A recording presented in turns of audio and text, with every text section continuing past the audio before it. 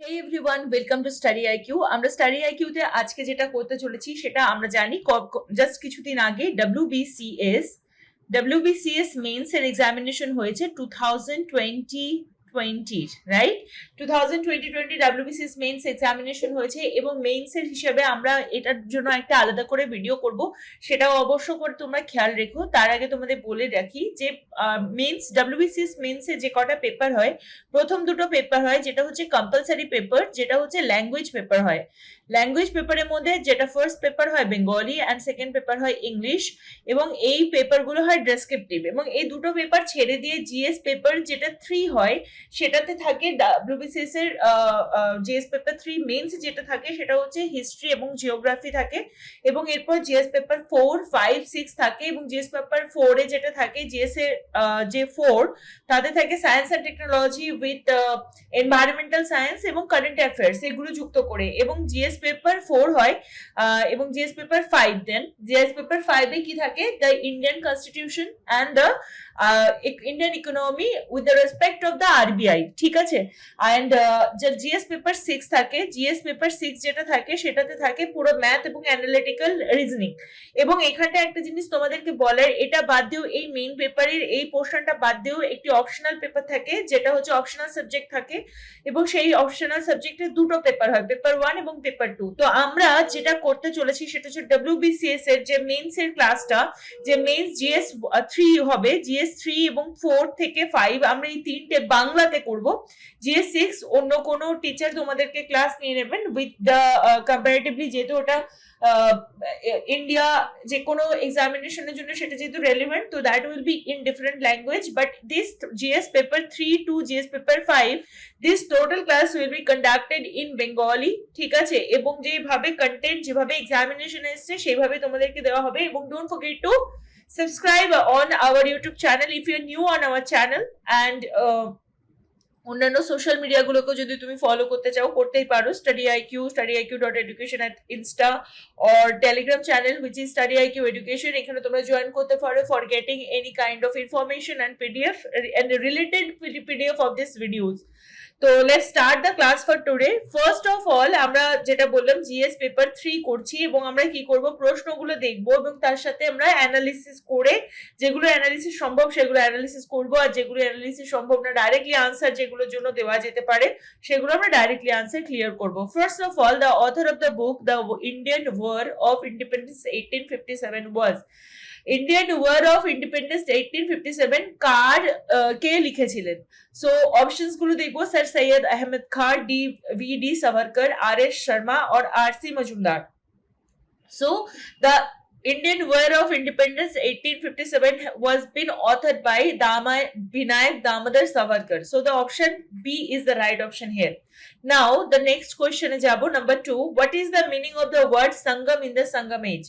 Now the point is that এখানে যে Sangam age এর কথা বলেছে, Sangam word এর কথা বলেছে, what is about it? The Sangam or the Sangam age is actually at the time যখন মরিয়ান এম্পায়ার আমাদের নর্দার্ন স্টেটে ছিল, সেই ঠিক তার সেই একটা টাইমের একটা মোমেন্টে একটা তামিল ওয়ার্ড যেটা হচ্ছে সংস্কৃত ওয়ার্ড সাঙ্গা। সাঙ্গা মানে কি? যেখানে যুক্ত হয় অনেকজন লোক, অ্যাসোসিয়েটেড হয়, meaning a group of person or an association, ঠিক আছে। সেরকম একটা জায়গা থেকে এই সঙ্গম, সাঙ্গা থেকে সঙ্গম এই ওয়ার্ডটাকে নেওয়া হয়েছে, সাঙ্গা থেকে সঙ্গম নেওয়া হয়েছে। Sangha is a Sanskrit word. Now the point is that এই সময়ে যে টাইপের কথা বলা হচ্ছে দিস সঙ্গম এজে কি হয়েছিল? তামিল যে সমস্ত পোয়েটরা ছিলেন, বিভিন্ন একাডেমিক্স যারা ছিলেন, তারা একত্রিত হয়ে এই সময়টা তারা বিভিন্ন রকম অত্যন্ত ভালো ভালো রাইটিং, অত্যন্ত ভালো ভালো রচনা তারা নিজেরা করে গিয়েছেন, এবং সেই যে particular time period that is to call the Sangam period or Sangam age. তাহলে পরে এই যে মিনিং, এই সঙ্গম এজ তার অ্যাকচুয়াল মানে কি? সঙ্গমের অনেক রকম মানে হতে পারে, ঠিক আছে। ওই যদি আলাদা করে সঙ্গম যেটা বলা যায় তাহলে আলাদা মানে হয়, যেখানটা হচ্ছে মিলন বলা যেতে পারে, কিন্তু আলটিমেটলি যখন সঙ্গম এজের কথা এখানে যেহেতু স্পেসিফাই করে দিয়েছে সঙ্গম এজের কথা, তাই এবার আমরা আমাদের আনসারটা স্পেসিফাইড হতে হবে। সো রয়্যাল কোর্ট নাকি অ্যাসেম্বলি অফ পোয়েটস নাকি অ্যাসেম্বলি অফ রিলিজিয়াস টিচার্স নাকি meeting of rivers? So meeting of rivers আমরা জানি প্রয়াগ সঙ্গম বলে, রাইট, যেখানে দুটো মিলন হয়, that is also the right. কিন্তু যেহেতু আবারও বলছি, যেহেতু এখানে সঙ্গম এজ কে যেহেতু এখানে ক্ল্যারিফাই করে দেওয়া হচ্ছে, তো the right answer will be assembly of poet, option number B. Now question number 3, who compose the Sanskrit kavya Saundarananda? Saundarananda. So here option is Ashwaghosh, Kalidas, Nagarjun, Vishnu Sharma. All are the very much important poet of the ancient Indian history. The right answer here will be option number A, which is Ashwaghosh. অশ্বঘোষের ক্ষেত্রে কি first century সিই এই টাইমটায় তিনি ছিলেন, 100 শতকে যাকে বলা হয়, এবং তিনি বেসিক্যালি যে সমস্ত ড্রামা তৈরি করেছেন সেগুলো বেশিরভাগটাই ছিল সংস্কৃত ড্রামা এবং সংস্কৃত কাব্য ছিল। তিনি এই যে ড্রামাগুলো হতো সেটা অ্যাকচুয়ালি পোয়েট্রিক্যাল ফর্মে হতো, এবং এছাড়াও বুদ্ধচরিত, ফির হচ্ছে Sutralankara, this all are been written by অশ্বঘোষা। আর এখানে যেটা অপশনে রয়েছে সৌন্দারানন্দা is been written by Ashwaghosh, ঠিক আছে। নাও নেক্সট অপশনে যাব, ইজ ভেরি নোন কোয়েশ্চেন, এটা খুব ইজি কোয়েশ্চেনের মধ্যে একটা। Number 4, Jallianwala Bagh massacre took place in the city of which? Jallianwala Bagh হত্যাকাণ্ড কোথায় হয়েছিল? Option Amritsar, Lahore, Bombay or Hyderabad. The right answer is option A, Amritsar. Now option question number 5, rulers of which dynasty patronized Jainism? নিচের কোন dynasty Jainism patronise করতো, মানে জৈন ধর্মের পৃষ্ঠপোষকতা করতো? চালুক্য, পল্লবা, রাষ্ট্রকূটা নাকি Chauhan? Now we have to see it very minutely, যে চালুক্য, পল্লবা, রাষ্ট্রকূটা, চৌহান এখানে অপশন দেওয়া রয়েছে। এখানটায় কিন্তু একটা জিনিস আমরা দেখতে পাচ্ছি, this is in south India. এখানে যে অপশন গুলো রয়েছে সেটা সাউথ ইন্ডিয়া। যদি আমরা ভাবি যে কোন কোন ডাইনেস্টি এই প্যাট্রোনাইজ করতো, তাহলে পরে কিন্তু আমরা জানতে পারবো not only this particular south Indian dynasty, eventually যারা ধরো নন্দাস যারা ছিলেন, মরিয়ান্স, সাতবাহন, আমরা জানি সাউথ ইন্ডিয়াতে সাতবাহানা, সাউথ অ্যান্ড নর্থ এর হচ্ছে joining conjunction areas, that is been reign by Satavahana যারা বা সাতবাহন যে ডাইনেস্টি যাকে বলা হয়, তারা যখন ছিলেন তখন তারা কিন্তু জৈনিজমকে অনেক বেশি প্যাট্রোনাইজ করতেন, জৈনিজমকে অনেক বেশি পৃষ্ঠপোষক করতেন। কিন্তু এছাড়া কদম্বাস, গঞ্জাজ তারাও যারা ছিল তারা জৈন কিং ছিল। কিন্তু এখানটায় যখন আমরা কথা বলি দ্যাট কদম্বাস অফ বানভাসি আর চালুক্য যারা পল্লবাসদেরকে আটকে রেখেছিল এবার আগিয়ে নিয়েছিল, এখানে দেখো আমাদের অপশনে কদম্ব নেই, নন্দাস নেই, মরিয়ান্স নেই, সাতবাহান নেই, কারা আছে? চালুক্য রয়েছে। এবং চালুক্য বংশধর কি করেছিল? পল্লবা যে বংশ যে ডাইনেস্টি রুল করতো তাদেরকে উৎখাত করে, তাদেরকে উচ্ছেদ করে তারা নিজেদের ডাইনেস্টিকে সেখানে করেন, এবং তারা ছিল জৈনাস, ঠিক আছে। So the ruler of Chalukya's ruler was the dynasty who used to patronize Jainism. So the right option is option A. Now 6. What the proposal was made in the August offer in 1940? This is very known question to you. আমি জানি তোমরা প্রত্যেকে আমার এই প্রশ্নটা বলার সঙ্গে সঙ্গে যারা পরীক্ষা দিয়েছো তারা তো ঠিক লিখেইছো, এবং যারা দাওনি তারা এটা দেখে সঙ্গে সঙ্গে আন্দাজ করতে পেরেছো। বেসিক্যালি আগস্ট অফার কি আমরা জানি, আগস্ট অফার 1940 কেন দেওয়া হয়েছিল? এটা একটা রিপ্রেজেন্টেটিভ ইন্ডিয়ান বডি যেটা কিনা ইন্ডিয়ান কনস্টিটিউশনকে ফ্রেম করার জন্য তৈরি করা হয়েছিল। What was the objective, what was the proposal of this পুরো সেকশন? কি ছিল? যে ইন্ডিয়াকে ডমিনেন্ট স্ট্যাটাস দিতে হবে, এবং তার সাথে যে ভাইসরয় এক্সিকিউটিভ কাউন্সিল হবে সেটা right away include for the first time more Indian than the whites, মানে এই ডোমিনিয়ন স্টেটাসের সঙ্গে সঙ্গে এই যে অ্যাসেম্বলি তৈরি হবে তাতে ডেফিনেটলি অনেক বেশি সংখ্যক ইন্ডিয়ানরা থাকবে, মোর দ্যান দ্য হোয়াইট, মানে ব্রিটিশার্সদের ছাড়া। এবং এছাড়াও আরো কি বলা হয়েছিল, এছাড়া একটা অ্যাডভাইজারি কাউন্সিল এস্টাবলিশ করা হবে, এবং অ্যাসুরেন্স দেওয়া হয়েছিল যে minorities that no transfer of power would take place, ঠিক আছে। মাইনরিটির ক্ষেত্রে কোনো ট্রান্সফারেশন অফ দ্য পাওয়ার হবে না। তাহলে what was the proposal was made in August offer? Option গুলো দেখি, Dominion status, provincial autonomy, representative government at the centre, or complete independence for India gradually. দেখো এখানে ইন্ডিপেন্ডেন্স হবে, sorry for the printing mistake. Complete independence for India gradually. So the right answer here will be option number A, dominion status. August offer এর প্রথম কথাই কি ছিল যে provincial dominion status দেওয়া, provincial autonomy নেই, dominion status দেওয়া. Now the next question number 7, who the following opined that original homeland of the Aryans were Arctic region? বলা হচ্ছে যে নিচের মধ্যে কে বলেছিলেন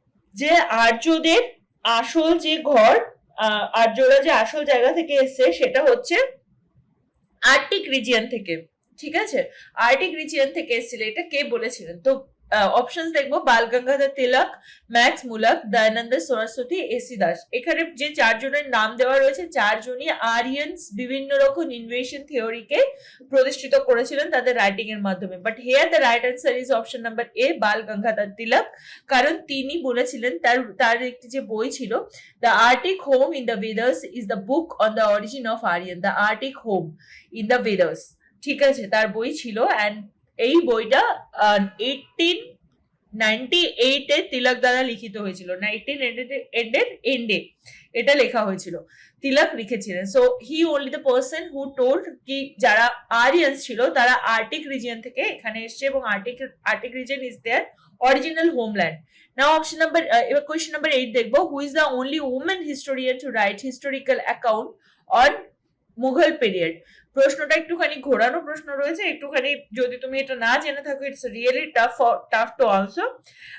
যে এখানে কোন মহিলা ইতিহাসকার রয়েছেন, ইতিহাসবিদ ছিলেন যিনি মুঘল পিরিয়ডে লিখেছেন? অপশন দেখবো, গুলবাদন বেগম, নূর জাহান, Jahanara Begum, জওয়ান্নিসা Begum. So the right option here is option number A, গুলবাদন Begum. এবং এখানটায় আমরা দেখবো যে আচ্ছা আরেকটা কথা এখানে বলে দিই শুরুতেই, আমরা যেটা এটা দেখছি সেটা হচ্ছে সিরিজ 3, ঠিক আছে, কোয়েশ্চেন নাম্বার সিরিজ 3 আমরা দেখছি, তোমরা নিজেদের মতো সিরিজের অনুযায়ী মিলিয়ে নিও। এবার বলছে যে গুলবাদন বেগম যিনি ছিলেন তিনি মুঘল প্রিন্সেস ছিলেন এবং ডটার ছিলেন কার? Babur. She was the daughter of Emperor Babur. এবং বাবরের আরেকটা পরিচয় কি ছিল? তিনি ছিলেন মুঘল এম্পায়ারের প্রতিষ্ঠাতা এবং তিনি তার হুমায়ুন নামা, গুলবাদন বেগম কি লিখেছিলেন? হুমায়ুন নামাও লিখেছিলেন। এবং এই সময় তার মানে হুমায়ুনের সম্পর্কে তিনি লেখেন। এবং কেন লিখেছিলেন? কারণ এই সম্পূর্ণটা লেখার পিছনে রিজন ছিল তখন যে আকবর যখন মসনদে ছিলেন, আকবর তখন তার সম্পর্কে তার পিসি হন, তো পিসিকে তিনি রিকোয়েস্ট করেন যে হুমায়ুন সম্পর্কে লিখতে, তাই হুমায়ুন নামা তিনি লিখেছিলেন, ঠিক আছে। So Gulbadan Begum is the only women historical writer, historian at the time of the Mughal period, ঠিক আছে। Now option number A is right. And now question number 9, which of the following statements about Henry Vivian Desrosiers is incorrect?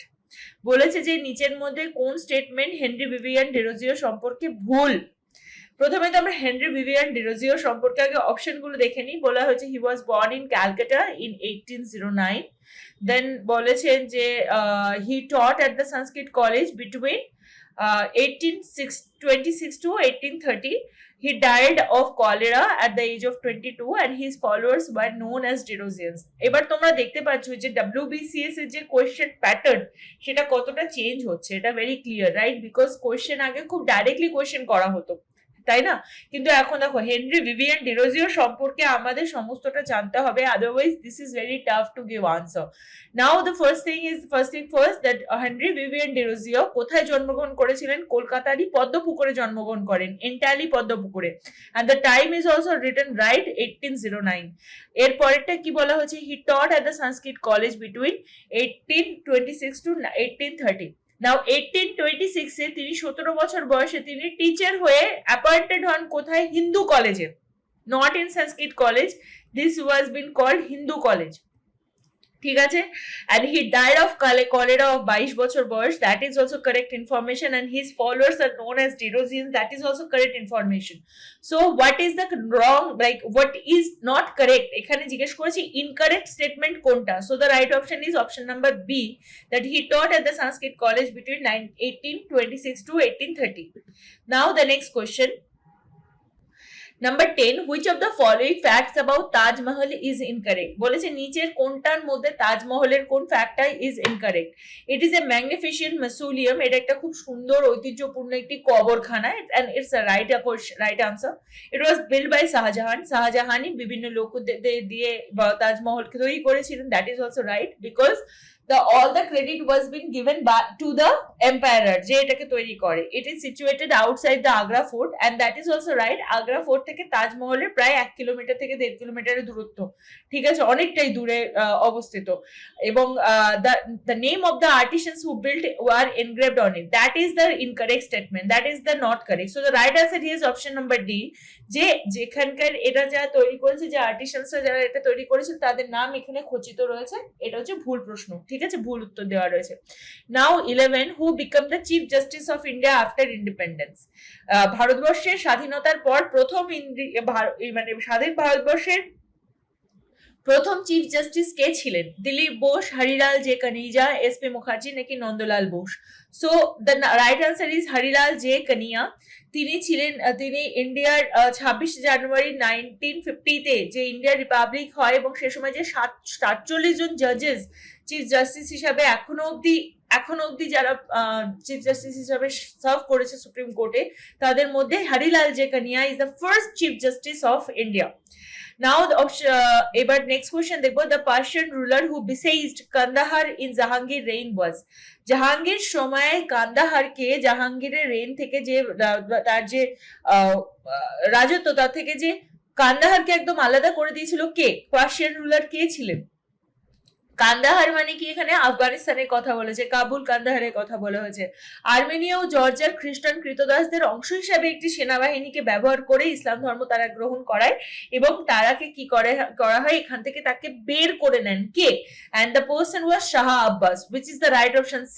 Shah Abbas, the Persian ruler, was the person যে সে বাগদাদে 1623-এ বাগদাদে নিয়ন্ত্রণ নেওয়ার জন্য উসমানীয়দের পরাজিত করেন এবং এরপরে তিনি বিজয়গুলোকে আরো বেশি মানে ভালোভাবে সামনে আগিয়ে বাড়ানোর জন্য শাহ আব্বাস কি করেন, জাহাঙ্গীরের যে রাজত্ব তার থেকে কান্দাহারকে আলাদা করে দেন। Now the next question, the Ghadar party was founded November 1913 at San Francisco, USA by কার দ্বারা? গদর পার্টি কার দ্বারা তৈরি হয়? গদর পার্টি 1913-এ নভেম্বরে সান ফ্রান্সিসকোতে কার দ্বারা তৈরি হয়? Now the option is here Madam Bhikaji Kama, Lala Hardayal, Sanji Krishna Verma, or both A and B. Now the point is that Madam Bhikaji Kama was not a person. তিনি ইন্ডিয়াতে থেকে কাজ করেছেন, তো গদর পার্টির সাথে মুভমেন্টের সাথে তার কোনো সম্পর্ক নেই সেই অর্থে। লালা হরদয়াল এবং সোহান সিং ভকনা, লালা Har Dayal and Sohan Singh ভকনা was two personalities যারা এর প্রেসিডেন্ট হিসেবে যে পার্টি তৈরি করেন, যে প্যাসিফিক কোস্ট অ্যাসোসিয়েশন, ঠিক আছে, কি নাম? Pacific coast. দেখো তোমরা অন্য কোনো এক্সামিনেশন দিলেও এই তথ্যগুলো তোমাদের কাজে লেগে যাবে। Pacific coast Hindustan association that was been founded in 1913 at San Francisco এবং তার প্রেসিডেন্ট ছিলেন লালা হরদয়াল with সোহান সিং ভকনা, ঠিক আছে। এবং এই যে বললাম প্যাসিফিক কোস্ট হিন্দুস্তান অ্যাসোসিয়েশন, এরই পরবর্তীকালে নাম হয় গদর পার্টি, ঠিক আছে। এবং এটা এবং সেই সময় যে মেম্বাররা ছিলেন তারা ম্যাক্সিমাম ছিলেন ইউএস এবং কানাডা আর ইউএস এর যারা শিখ কমিউনিটির লোকেরা ছিলেন তারাই বেশিরভাগ এর মেম্বার ছিলেন। Now the next is the learned lady who is said to have debated with the famous lawgiver Yajnavalkya was. যাজ্ঞাবল্কের সাথে কে ছিলেন যিনি ডিবেটে মানে বিতর্ক করতে পেরেছিলেন? হু ইজ ভেরি লার্নড, কোন লেডি ছিলেন? এবং তিনি যাজ্ঞাবল্ক্যকে জিজ্ঞেস করেছিলেন যে on the claim on the superiority among the scholars, কে বেশি সুপিরিয়র, স্কলার্সদের মধ্যে কে সব থেকে বেশি স্কলার্স, এবং তিনি এই আর্গুমেন্ট জাগেওয়ালকের সাথে রেখেছিলেন। কে? অপশন দেখো এখানে, গার্গী, মৈত্রেয়ী, কমলা নাকি Kalindi, and the right option here is option number A, right? Option number A, Gargi. Now question number 15, the river Chenab was known at the Vedic period at the name of, by the way, ancient টাইমে, বেদিক টাইমে north ইন্ডিয়ার প্রচুর নদী আছে যেগুলোর নাম পরিবর্তিত পরবর্তীকালে হয় এবং যেগুলোর উল্লেখ বেদের মধ্যে রয়েছে, কিন্তু পরবর্তীকালে তার নাম পরিবর্তিত করে দেওয়া হয়। এবং এখানে প্রশ্ন বলা হয়েছে যে এদের মধ্যে কার নাম কি ছিল। দেখো এখানে বলেছে চেনাব, বর্তমানে যে চেনাব যে নদীটি তার নাম কি ছিল? আসিকনি, পুরুষনি, বিতাস্তা, শতুদ্রি। This is very important. I will always suggest you to have a lots practice of the previous year question paper, either it's prelims or mains, if you are being aspirant of a WBCS examination. ঠিক আছে, তার কারণ এটাই, কারণ তুমি যত বেশি practice করবে এই ধরনের প্রশ্নগুলো উত্তর দেওয়া অত বেশি সহজ। So the right option here is option number এ, যেখানে আসকিনি ইজ দ্য রাইট অ্যান্সার, যেখানে পুরুষনি ছিল রবির নাম, বিতস্তা ছিল ঝেলামের নাম, শতুদ্রি ছিল সতলেজের নাম। ঠিক আছে। Now next question number 16, the Asiatic society was of Bengal was founded by, Asiatic society বেঙ্গলে কার দ্বারা ফাউন্ডেড হয়েছিল? আমরা জানি 1784 এর 15 জানুয়ারি এশিয়াটিক সোসাইটি তৈরি হয় Rammohan Roy, William Jones, W Hunter নাকি উইলিয়াম বেন্টিক দ্বারা। And the right answer here is Sir William Jones, option number B. 1784 এ 15th of জানুয়ারিতে তৈরি হয় এবং তিনি তার এই কাজটা শুরু করেছিলেন for dreaming as a baffling and bizarre at the continent of Asia itself. Asiatic society তৈরি করার পিছনে কি এই যে এশিয়া সম্পর্কে যে বিভিন্ন বিজারে আছে, বিভিন্ন রকম স্টোরি আছে, সেইগুলো কতটা সহজ, এবং এশিয়া বলতে না বেসিক্যালি ইন্ডিয়াতে কেন তৈরি হয়েছিল এর পিছনে একটা রিজন আছে। কারণ এশিয়ার মেন যে মানে পুরো ঐতিহ্য এবং কালচারাল ডিভিশনে পরিপূর্ণ যদি কোনো দেশ সম্পর্কে তখনকার মানুষ ভাবতে পারতো, that was all about the Jambudwip which is been called India, right? তো সেইটাই হচ্ছে এখানকার right answer. The William Jones is the person who made the Asiatic Society of Bengal. Now number 17, Montagu-Chelmsford reform which formed the base of the Government of India Act 1990 introduced which of the following in the India?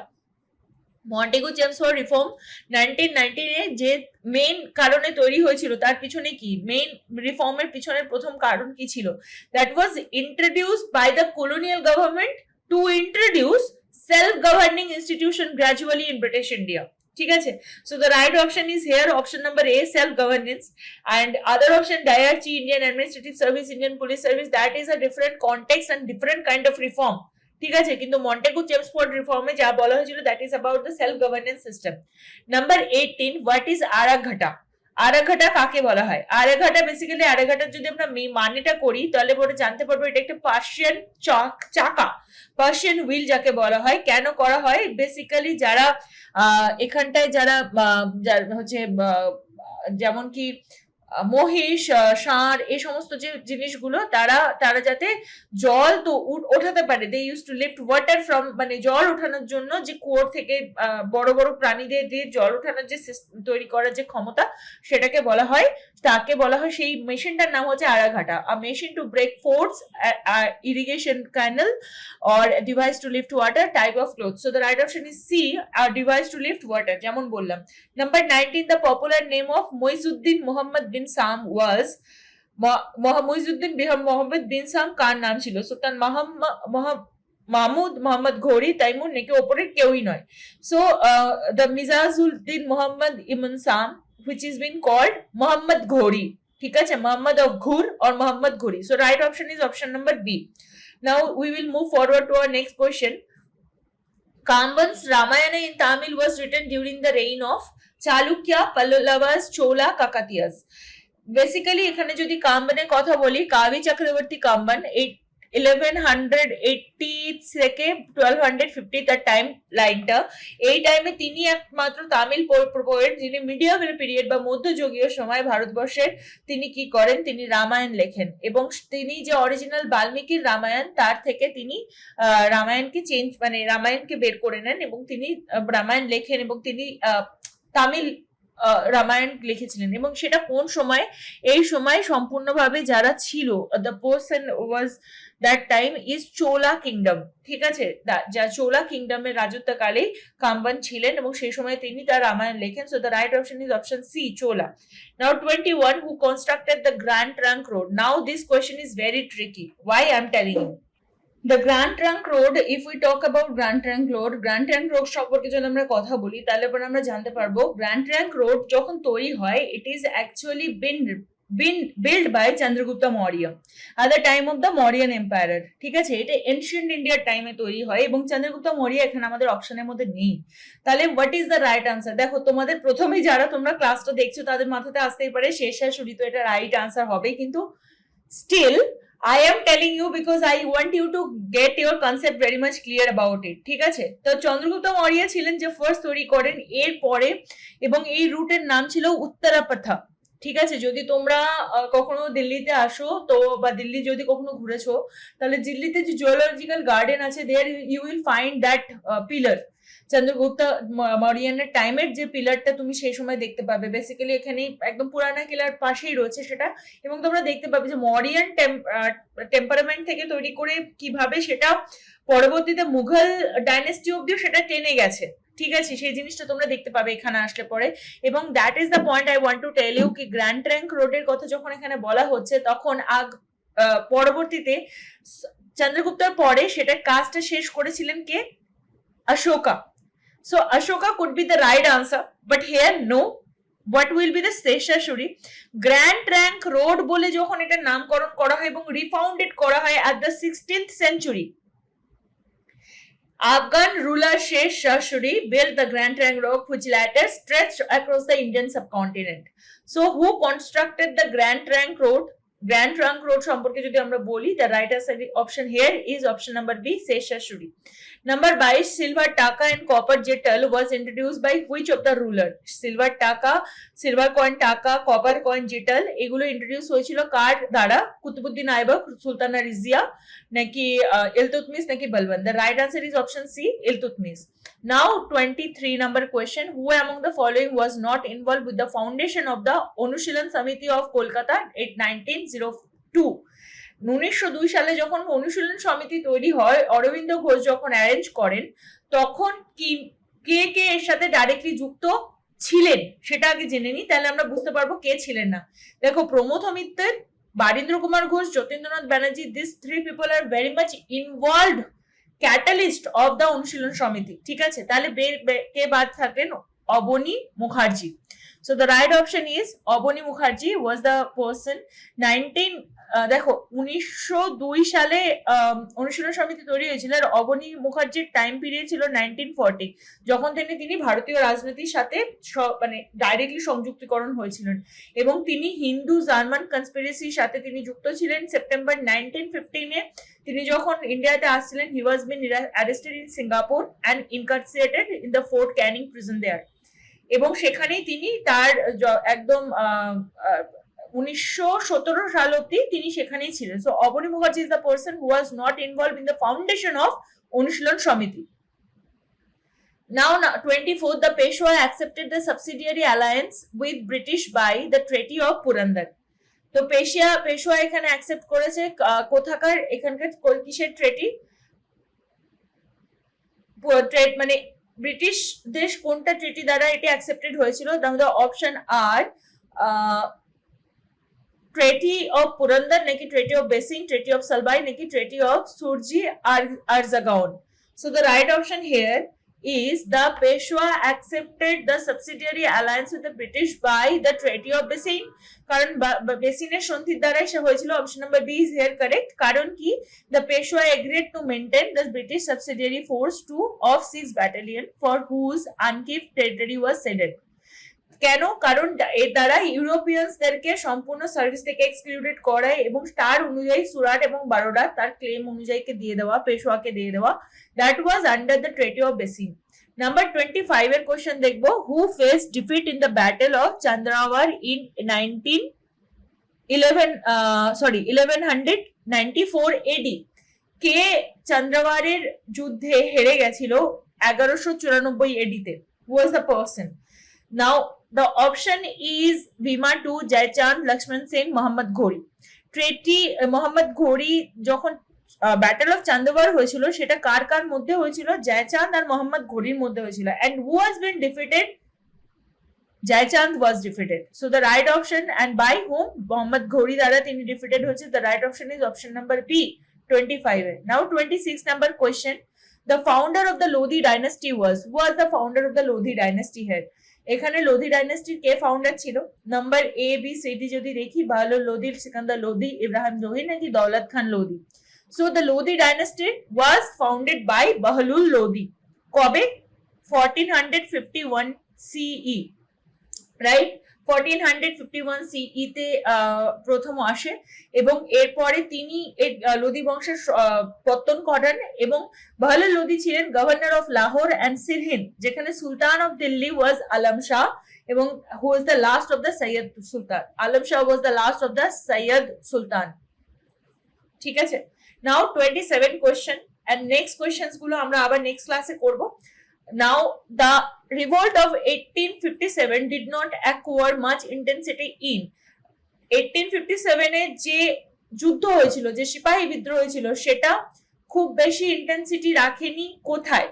ঠিক আছে, খুব বেশি intensity রাখেনি কোথায়, কোন জায়গাতে? Option দেখি, দিল্লি, আওয়াধ, বম্বে নাকি Chambal region. Now you know কে দিল্লিতে বাহাদুর শাহ, দ্বিতীয় বাহাদুর শাহ ছিলেন, যিনি এর সময় প্রচন্ড রকম ইন্টেন্স ভাবে তিনি সাপোর্ট করার চেষ্টা করেছিলেন। আওয়াধ তো 100% ছিল এর মধ্যে।